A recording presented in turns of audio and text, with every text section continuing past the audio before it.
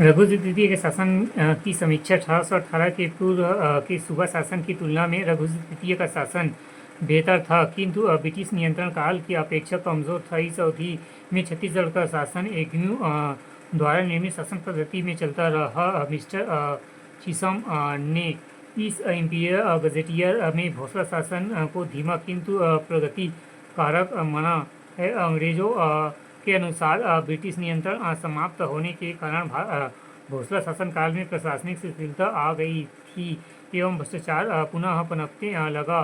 वास्तव में मराठा कर्मचारी भ्रष्ट हो चुके थे। वस्तुत इनके मूल में राजा व्यक्तिगत कमजोरी एवं इससे प्रभावित भ्रष्ट नीति जिम्मेदार थी।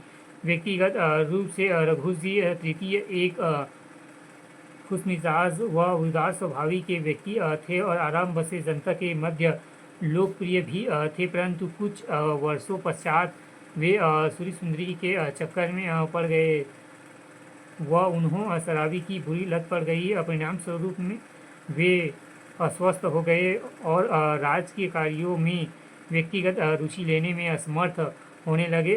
शासन कार्यों में उनका नियंत्रण ढीला पड़ता गया। परिणाम स्वरूप भ्रष्टाचार बढ़ा और आर्थिक स्थिति में निरंतर गिरावट आने लगी। रघुजी तृतीय स्वयं खर्चीले स्वभाव के थे।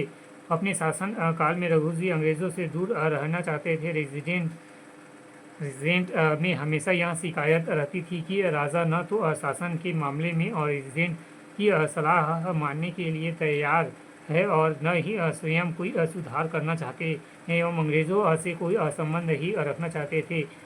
आर्थिक बदहाली के कारण राजा की सेना का रख रखाव संभवतः नहीं हो पा रहा था। जनता में असंतोष था और वे ब्रिटिश शासन को नागपुर राजा के शासन की तुलना में अधिक अच्छा मानते थे। ऐसी स्थिति में रेजिडेंट ने भोसला शासन के संबंध में विशेष रिपोर्ट तैयार किया और गवर्नर जनरल के विचारार्थ भेजा। इस रिपोर्ट में रघुजी तृतीय के संबंध में एक ऐसा चित्र प्रस्तुत किया गया था जिसके आधार पर एक प्रभावशाली नीति निर्धारित की गई। इस नीति में जनता के हितों को आधार बनाया गया था, किंतु मूल में अंग्रेजों की साम्राज्यवादी अथवा राज्य विस्तार की मंशा छिपी हुई थी। यह उचित अवसर रघुजी की मृत्यु से उन्हें प्राप्त हो गया। घोर साम्राज्यवादी लॉर्ड डलहौजी ने जायज अधिकारी के अभाव में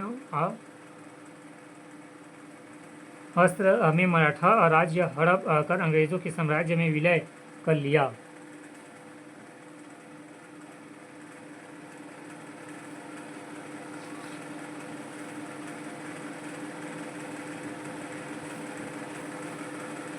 भोसला राज्य का ब्रिटिश साम्राज्य में विलय 11 सितंबर सन 1853 को एक माह की लंबी बीमारी के पश्चात नागपुर के अंतिम राघव रघुजी तृतीय की मृत्यु हो गई और इसके साथ ही नागपुर राज्य अपने राजनीतिक गौरव समाप्त हो गया।